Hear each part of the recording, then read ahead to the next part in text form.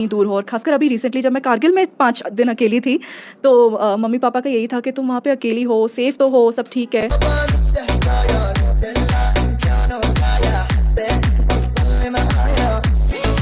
अस्सलाम वालेकुम, मेरा नाम है फ़ातिमा और आप लोग देख रहे हैं सुगरा की वीडियो। आज की वीडियो में हम आपको हमारे कुछ मेहमानों से मिलाएंगे जो कि हमारे लद्दाख में पूरे 1 साल हो गए, शायद 1 साल ही हो गए ना मैम। हाँ, तो 1 साल से यहाँ पे वॉलंटरी काम कर रहे हैं। सो हम आपको मिलाते हैं, पूरा इंट्रोड्यूस कराते हैं। सो मैम, सर प्लीज़ आप अपना इंट्रोडक्शन दीजिएगा और अपने बारे में भी कुछ बता दीजिएगा। मेरा नाम सुधांशु है। और मेरा नाम अंकिता है। We are husband and wife और हम बैंगलोर से रहने वाले हैं। बैंगलोर में रहते थे पिछले 10-11 साल से और लद्दाख में पिछले 1 साल से हैं। हमने ये प्रोजेक्ट लिया है जिसमें हम वॉलंटियर कर रहे हैं अक्रॉस प्लेसेस, रिमोट एरियाज़ इन लद्दाख, जहाँ पर हम जाकर पढ़ाते हैं बच्चों को फ्री ऑफ कॉस्ट। और ओरिजिनली मैं यूपी का रहने वाला हूँ और इसमें मैंने इंजीनियरिंग की हुई है, कंप्यूटर साइंस इंजीनियरिंग करी है, उसके बाद MBA किया है और पिछले 11 साल से मैं काम कर रहा था in the corporate sector, companies like Swiggy, Flipkart, ITC, Airtel. And उसके बाद पिछले 1 साल से मैं एक करियर ब्रेक पर हूँ and we are doing this work. So मैं बेसिकली पूरे इंडिया की हूँ, क्योंकि पापा ट्रांसफरेबल जॉब में हैं, तो मैं क्रॉस इंडिया घूमी हूँ। एंड मैंने भी इंजीनियरिंग इन कंप्यूटर साइंस किया है और फिर मुंबई से MBA इन मार्केटिंग। मैंने एयरटेल में 3-3.5 साल काम किया, बट उसके बाद लगा कि corporate is not my cup of T. तो मैंने अपनी नौकरी छोड़कर एक जुम्बा फिटनेस करके एक डांस फॉर्म है, एक्सरसाइज डांस फॉर्म है, जिसमें मैंने 2015 में अपना लाइसेंस लिया एंड मैं पिछले 6 साल से लोगों को जुम्बा फिटनेस करा रही हूँ। सो थोड़ा सा डिटेल में अगर जाएं तो पिछले 10-11 साल से जब से हम काम कर रहे हैं, Ankita has been following her passion. तो उसमें हमको हमेशा से ऐसा कुछ करने का मन था जिसमें हम सोसाइटी के लिए कुछ कर पाएँ। हमें ऐसा लगता है कि हम बहुत खुशकिस्मत हैं कि हमें ऊपर वाले ने बहुत कुछ दिया है, अच्छी तालीम दी है, पैसे दिए हैं, अच्छा परवरिश दी है, बहुत कुछ दिया है। और हमें हमेशा ये लगता था कि हम कुछ ऐसा करें जिससे हम ये कुछ बांट सकें आने वाली पीढ़ी के साथ, स्पेशली ऐसे लोगों के, ऐसे बच्चों के साथ जिनको शायद ये उतनी तादाद में या उतनी क्वांटिटी में अवेलेबल नहीं है, रिसोर्सेज नहीं है, इंफ्रास्ट्रक्चर नहीं है। तो हम 2 साल पहले मनाली गए थे काफ़ी टाइम के लिए रहने के लिए। तो तब कोविड का स्टार्ट हुआ था और हमने वर्क फ्रॉम होम चल रहा था, तो हम मनाली जाकर रहने लगे थे और वहीं से रहकर अपना ऑफिस का काम करते थे। और पहाड़ों में रहकर ही हमको पहली बार इन सवालों के जवाब मिले। तो जैसे मैंने कहा कि हमें हमेशा करने का मन था, बट हमें ये समझ नहीं आता था कि क्या करना है, कब करना है, कैसे करना है, कहाँ से शुरू करें। बट पहाड़ों में रहकर हमको थोड़ी सी क्लैरिटी भी मिली कि हम एक्चुअली पहाड़ों में कर सकते हैं। पहाड़ों में इन चीज़ों की ज़रूरत है कंपेयर टू मैदानी इलाके जो मेट्रो सिटीज़ हैं। पहाड़ों में ये चीज़ें थोड़ा सा लेट पहुंचती हैं या पहुंची हैं, तो थोड़ी सी ज़रूरत है ये चीज़ें करने की, स्पेशली गांव में। और दूसरा, हमको थोड़ी सी हिम्मत भी मिली, थोड़ा करेज भी मिला, क्योंकि हमने देखा कि कैसे कोविड इतना अनएक्सपेक्टेड सा एक इंसिडेंट है। ज़िंदगी का कोई भरोसा नहीं है कि कब क्या होगा। तो हमें लगा कि ये बिल्कुल सही टाइम है जब हम ये कर सकते हैं। नॉर्मली सोचते हैं कि रिटायरमेंट के बाद करना चाहिए, ऐसा करना चाहिए, वैसा करना चाहिए, बट हमें लगा कि जब हम यंग हैं, हमारे पास एनर्जी है कि करने की, तो अभी बिल्कुल बेस्ट टाइम रहेगा ये करने के लिए। सो आप लोगों को यहाँ पे आके काफ़ी टाइम हो गया, 1 साल से ज़्यादा हो रहे हैं, तो यहाँ पे आप लोग अपने खर्चे जो है वो कैसे मैनेज कर लेते, रहना, खाना पीना, ये सब आप कैसे मैनेज करते हैं? इसका बहुत ही इंटरेस्टिंग पर्सपेक्टिव है। पहला, जैसा मैंने कहा कि हम अपने को खुशकिस्मत समझते हैं कि हमें ना सिर्फ ये आइडिया आया, ना सिर्फ हमें हिम्मत मिली, बट कहीं ना कहीं आई थिंक हमें ऊपर वाले ने इतना दिया है कि हम कुछ दिनों के लिए अगर ना भी कमाएं तो हम अपने आप को सपोर्ट कर सकते थे। ये हमने देखा। और ये ऑफ कोर्स हम आज से 8 साल पहले, 10 साल पहले जब हमने अपना करियर शुरू किया था, हम ये नहीं बोल सकते थे।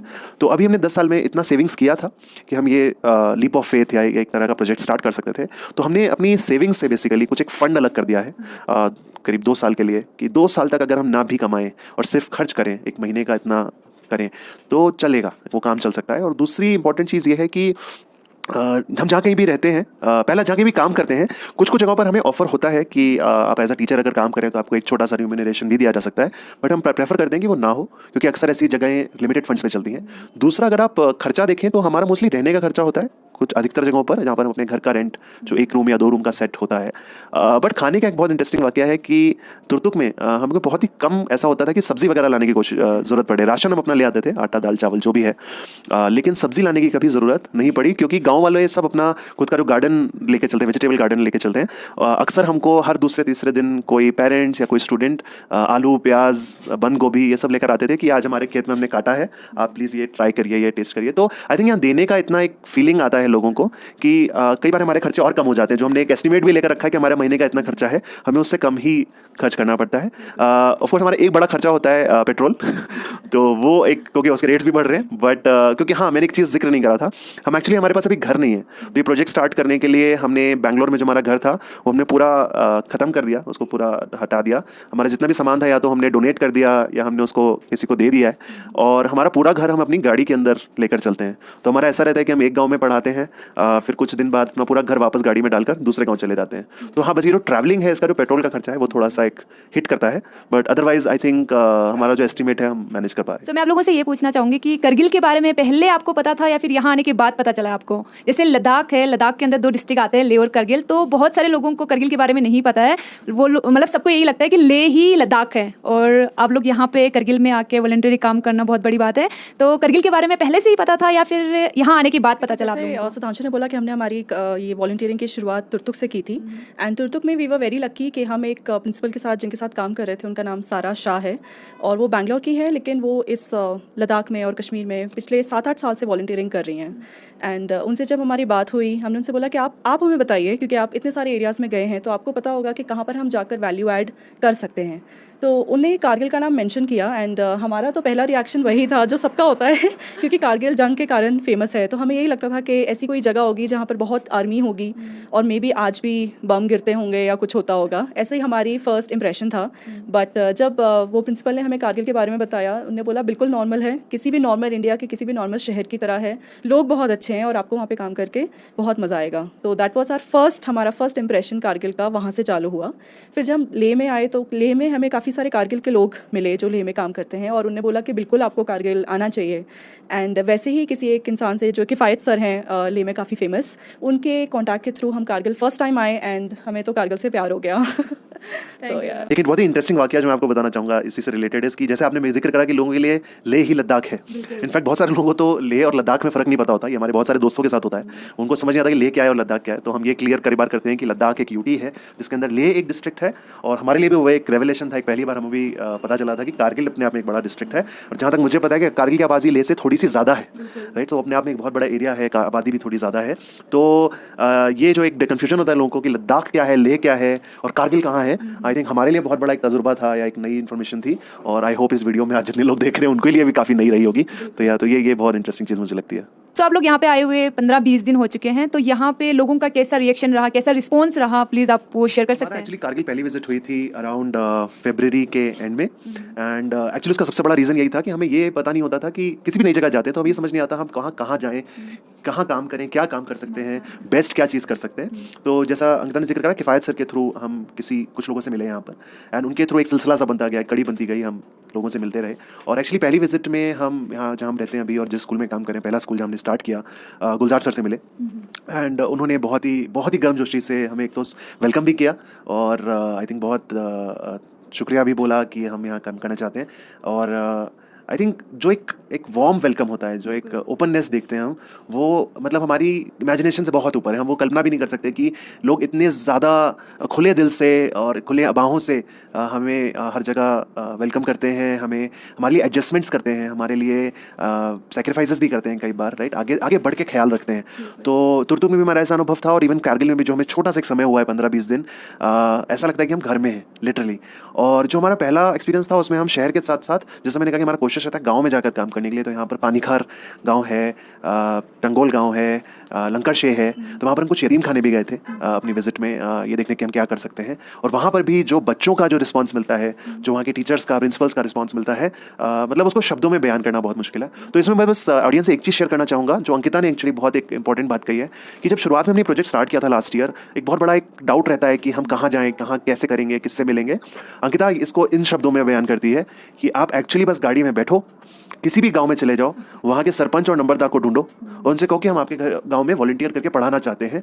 वो आपको इतने गर्मजोशी से स्वागत करेंगे आपका कि आपको सोचने की भी ज़रूरत नहीं है कि आपका क्या होगा। तो जैसे हम बाहर से हैं तो रहने की जगह, खाने पीने का इंतज़ाम, ये सब हम एक डाउट रहता है दिमाग में। बट आज तक 1 साल होने आ रहा है कि ये ऐसी चीज़ें हैं जिनके लिए हमें कभी ना सोचना पड़ा है, और शायद जितने अच्छे से हम कहीं भी रहते थे घर में, जहाँ हमारा सेटल्ड हाउस था, उतने ही अच्छे तरीके से हम यहाँ भी रहते हैं। और तुर्तुक में तुम्हारा जोक था कि हम अक्सर अपने घर पे खाना नहीं खाते थे, हम गाँव में किसी के घर पे चाय नाश्ता खाना करने खा रहे होते। तो एक ओवरऑल एक हमें जो प्यार मिला, यहाँ से मोहब्बत मिली है, उसके लिए हम सिर्फ शुक्रिया अदा कर सकते हैं। तो एज अ वुमन मैं पिछले 1 साल से लद्दाख में हूँ, एंड ऐसा काफ़ी बार हुआ है कि सुधांशु किसी काम से डाउन गए हैं, अपने शहर गए हैं, कानपुर गए हैं या पुणे गए हैं, और मैं अकेली रही हूँ उस बीच में। एंड मेरे परिवार वाले ऑब्वियसली जो घर पे हैं तो वो थोड़ा सा डर करते हैं कि तुम वहाँ पे इतनी दूर हो, और खासकर अभी रिसेंटली जब मैं कारगिल में 5 दिन अकेली थी तो मम्मी पापा का यही था कि तुम वहाँ पे अकेली हो, सेफ तो हो, सब ठीक है। एंड वो 5 दिन मुझे ऐसा लगा कि मैं अपने घर के आंगन में ही हूँ। जब मैं बाहर निकलती थी तो जिनके घर में हम रहते हैं वो हर बार मुझसे पूछते थे अगर आपको किसी चीज़ की ज़रूरत तो नहीं है, मैं कुछ बाज़ार से ला दूँ, या मतलब जो भी आपको चाहिए है वो आप हमसे बोलिएगा तो हम जाके बाज़ार से ले आएंगे। जो मैम है ऊपर वो 2-3 बार देखने के लिए आए कि ठीक हो, तुम्हारे हस्बैंड नहीं है, तुम ठीक हो।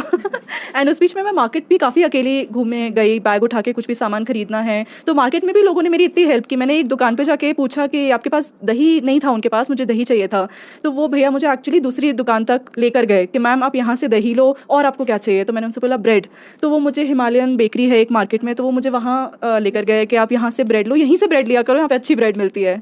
तो एज अ वुमन भी जो मैं 4-5 दिन कारगिल में अकेली रही हूँ तो बहुत सेफ, एकदम घर जैसा माहौल। एक्चुअली घर से ज़्यादा लोग बाग वो कर रहे थे, क्या बोलते हैं उस वर्ड को, खातिरदारी कर रहे थे।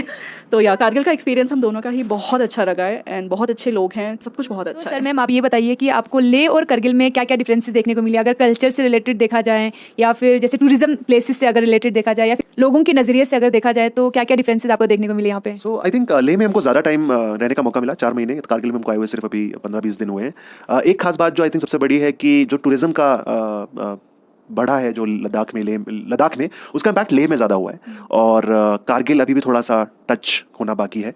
और उसके 2 पहलू हैं फिर। पहला कि इसलिए लेह में डेवलपमेंट भी बहुत हो गया है, लेकिन साथ ही साथ आपको जो टूरिस्ट्स हैं बहुत भीड़ नज़र आती है, बहुत टूरिस्ट आपको मिलेंगे, जबकि कारगिल में आपको इतने टूरिस्ट नहीं दिखाई देते हैं। और इसीलिए जो फेमस स्पॉट्स हैं जैसे शांति स्तूपा हो गया या नुब्रा वैली साइड जो भी जगह हैं, हुंदर है, डिस्क्रिट मोनास्ट्री है, यहाँ पर बहुत भीड़ होती है। और कारगिल में भी हमने मतलब देखा है कि इतनी सारी खूबसूरत छुपी हुई जगह सी हैं, हिडन स्पॉट्स हैं जहाँ पर भीड़ नहीं होती है। तो एज अ टूरिस्ट हम तो बहुत पसंद करते हैं नई नई चीज़ें देखना, लेकिन साथ ही साथ ऐसी जगहों पर जाना जो एक्चुअली अभी भी छुपी हुई हैं, अनडिस्कवर्ड हैं, तो हम पहली बार उनको डिस्कवर करें या उनको जाकर महसूस करें और एक्चुअली यहाँ पर थोड़ा सा सुकून मिले, राइट, तो भीड़ ना हो। तो कारगिल में आई थिंक ऐसी बहुत सारी जगहें हैं अभी भी, और ये बहुत एक ऐसी चीज़ है जो लेह से कारगिल को अलग करती है। और दूसरी चीज़ है कि अगर आप बाज़ार वगैरह की भी बात करें तो लेह थोड़ा सा मॉडर्न हो गया है, right, with all that development Leh थोड़ा मॉडर्न हो गया। अगर आप दुकानें देखें या जो सामान वहाँ बिकता है, जो डेकोरेशन होता है, वो थोड़ा सा मॉडर्न साइड पर है। लेकिन जब हम पहली बार कारगिल आए थे तो जब हम बाज़ारों में पहली बार एंटर किए तो हमको बहुत अंदर से एक खुशी मिली, क्योंकि एक ट्रेडिशनल जो चीज़ आप देखना चाहते हैं, जो ट्रेडिशनल फ्लेवर, लोकल फ्लेवर देखना चाहते हैं, कारगिल उसका एक बहुत बड़ा एक एग्जाम्पल है। यहाँ की गलियों में वॉक करना हमको बहुत पसंद है। छोटी छोटी दुकानें, बड़ी बड़ी दुकानें, मॉडर्न भी हैं, लेकिन ऐसी छोटी दुकानें जहाँ पर कुछ पुराना सामान मिलता है, तो वो देखकर हमको बहुत खुशी मिलती है। तो लास्ट में आप हमारे व्यूवर्स को अपनी तरफ से क्या मैसेज देना चाहोगे, जैसे एज ए टूरिस्ट यहाँ पे आना चाहते हैं करगिल में, खासकर मैं करगिल की बात कर रही हूँ, और एज ए वॉलंटरी काम करने के लिए यहाँ पे आना चाहते हैं, तो उनके लिए आप क्या मैसेज देना चाहोगे? तो I think one of the key things जो मैं शेयर करना चाहूँगा वो ये है कि कारगिल बहुत ही अनएक्सप्लोर्ड जगह है। आई थिंक फेमस तो बहुत है 99 की जंग की वजह से। इनफैक्ट उसके पहले शायद बहुत ही कम लोगों को कारगिल के बारे में पता था, और उसके बाद भी हम कभी कारगिल के बारे में सोचते हैं तो हमें जंग की ही याद आती है।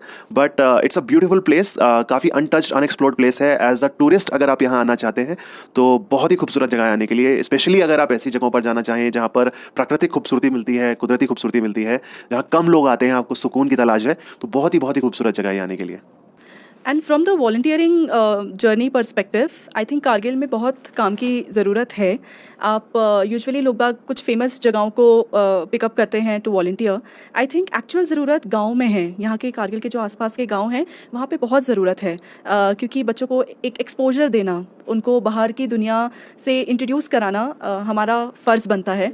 एंड यहाँ पे जब से हम आए हैं तब से हमें ऑलरेडी 4-5 जगहों से इनविटेशन आया है, 4-5 जगहें हमें ऐसे पता चली हैं जहाँ पर ज़रूरत है। लेकिन हम 2 लोग शायद उन 5 जगहों के साथ जस्टिफाई नहीं कर पाए अपने आप को। तो आई वुड रिक्वेस्ट कि अगर आप लोग इंटरेस्टेड हैं कारगिल में आकर वॉलंटरी एज अ टीचर काम करने के लिए, तो please get in touch with us. हम लोगों को जानते हैं एंड हम एंड टू एंड आपकी हेल्प करने की कोशिश करेंगे, but please do reach out to us. एक लास्ट बात जो मैं जिक्र करना चाहूँगा वो ये है कि अक्सर इतनी रिमोट जगह पर आकर जहाँ पर वेदर थोड़ी एक्सट्रीम होती है, थोड़ी नहीं काफ़ी एक्सट्रीम होती है एक्चुअली, और किससे मिलना है, कैसे मिलना है, ये सारे सवाल आते हैं, कहाँ रहेंगे, क्या खाएंगे, बहुत सारे डाउट्स आते हैं। आई थिंक सैकड़ों क्वेश्चंस होते हैं, हमारे भी दिल में थे। तो हमने अपनी पूरी जर्नी को एक्चुअली एक यूट्यूब चैनल पर हम डॉक्यूमेंट करते हैं। हमने 1 साल पहले अपना यूट्यूब चैनल शुरू किया जिसका नाम है द सीकिंग सोल, जिस पर हम कोशिश करते हैं कुछ ऐसे सवालों का जवाब देने के लिए कि कैसी यहाँ पर ज़िंदगी है, हम कैसे रहते हैं, हमारा कैसा एक्सपीरियंस है, हम किन लोगों से मिलते हैं, हमें क्या महसूस होता है। और इसी के साथ साथ हम अपने डेली अपडेट्स भी डालते हैं इंस्टाग्राम पर, जिसके लिए हमारा चैनल है on Instagram with the same name the seeking soul. और इन दोनों ही चैनल पर आप हमारे साथ जुड़ सकते हैं टू फॉलो अस, कि हमारे यहाँ पर कैसा एक्सपीरियंस है, हम क्या करते हैं, कैसे करते हैं। एंड जैसा कि अंकिता ने जिक्र करा, if you want to reach out, आप हमें डीएम भी कर सकते हैं इन दोनों ही चैनल्स पर, वाइदर ऑन यूट्यूब और इंस्टाग्राम। चैनल का नाम है द सीकिंग सोल। और जो यूट्यूब का चैनल है उसका लिंक भी आपको डिस्क्रिप्शन में मिल जाएंगे और इंस्टाग्राम के चैनल का लिंक भी आपको डिस्क्रिप्शन में मिल जाएंगे। तो आज की वीडियो में इतना ही। अगर आप लोगों को ये वीडियो पसंद आया तो वीडियो को लाइक शेयर सब्सक्राइब करना बनता है और साइड में दिए बेल आइकन को बिंदास होकर दबा दीजिएगा। सो मिलते हैं नेक्स्ट वीडियो में और एक अच्छी वीडियो लेके, तब तक के लिए वस्सलाम वालेकुम।